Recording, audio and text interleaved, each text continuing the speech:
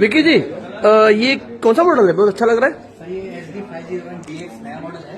Okay. इसकी जो खासियत है, अच्छा। जो इसमें हम पानी पीते हैं तो देखिए अल्कलाइन कलर आ रहा है। ओके।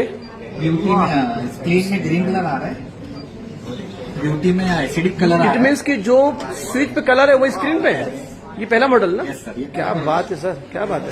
इसका जो इनहांसर टेंट है उसमें यहाँ पर लाइट दी गई है। लाइट दी गई है, ग्रेट। ये अपडेशन है क्या? बहुत अपडेशन है ये।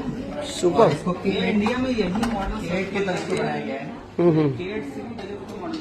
यहाँ पे रीसेट का बटन भी इस टाइप से चेंज हो गया है। ओके। इसका जो इंस्टॉलेशन और ये जो रिंग रहता था इसको भी K8 टाइप कर दिया गया। थोड़ा सा एडवांस कर दिया है।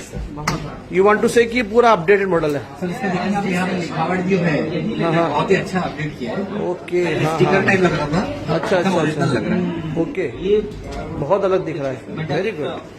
K8 टाइप का पाइप दे दिया है, K8 में जैसा रहता है। हाँ हाँ हाँ। Super super super.